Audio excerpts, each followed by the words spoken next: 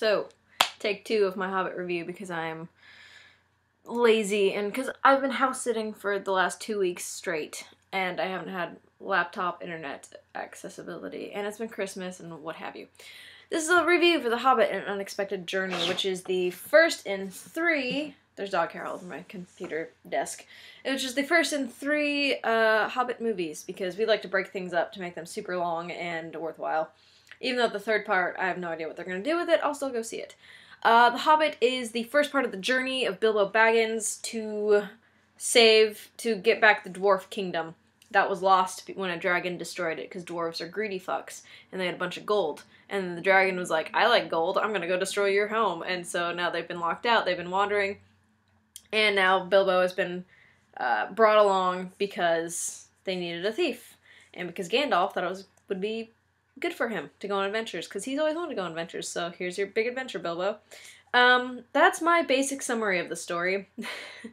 I haven't read the book yet. I tried to, but there's too much singing, and I'll try again, because I need more books to read. The most thing I'm familiar with The Hobbit is the 1970s cartoon, which is the best cartoon. Oh my god, if you haven't seen it yet, go look for the Hobbit cartoon. It is the greatest. That is part of my childhood.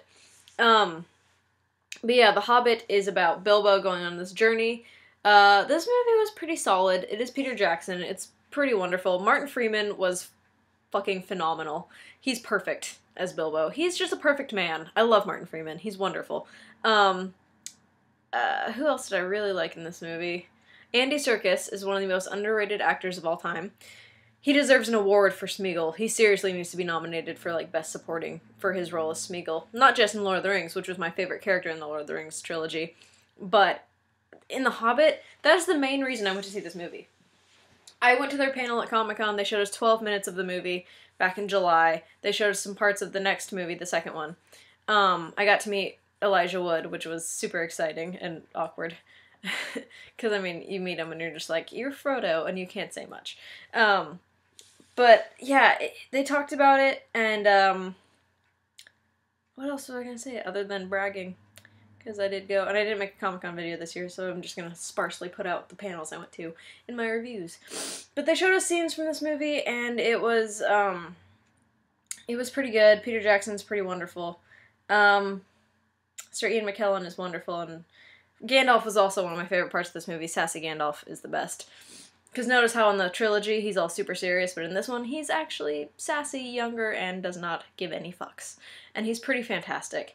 Cate Blanchett coming back as Galadriel was amazing. She is astounding. And I'm really happy she came back for that. Sorry I'm distracted. Sorry this review is a piece of crap, but I really don't know what to say about The Hobbit. What do you guys want to hear? The Hobbit is pretty solid. I did have some problems with it. It wasn't exactly the same as Lord of the Rings. I mean, it's the same going back to Middle-earth, different storyline, and it's just kind of,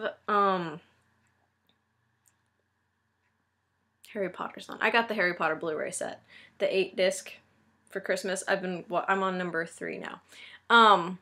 Anyway, I'll do a Christmas video in a bit. Anyway, yeah, The Hobbit. Not much to say. The acting is really good. The action is pretty good. The one complaint I do have is the giant white orc and the wogs. The wogs are understandably should have been and are decently done CGI, because, I mean, you can't do that with... You could, but it'd be a pain in the ass and look like shit. But they still looked really bad as far as CGI goes. They looked almost on par with the Twilight CGI for the wogs. They looked kind of dodgy and not very well done. My big complaint with this movie, Peter Jackson. Why was the white orc, why was he CGI'd and the rest of the orcs were just guys in costumes? I don't understand why you couldn't just have a guy, like a really tall guy, in a costume to play the white orc. Why did we have to CGI it and make it look kind of like shit? It didn't look very good. It wasn't very good CGI. That is my big complaint with The Hobbit: An Unexpected Journey, was the really poorly done CGI. But other than that, it's really good. If you're a fan of Lord of the Rings, you must see this. It's really well done. It's done with love, and I'm really excited for the next 2 parts, and Peter Jackson is wonderful, Martin Freeman is fantastic, and this whole movie is pretty solid, and I give it a 4 out of 5 or an 8 out of 10. It's not on par with Lord of the Rings, but it is the first half of a 3-part epic. So it's more of an introduction movie, which makes sense. But yes, go see The Hobbit and An Unexpected Journey. It's pretty good. It's worth watching this holiday season. And thanks for watching. Comment, rate, subscribe. Sorry this was all over the place and a mess. But yeah, comment, rate, subscribe. Thanks for watching.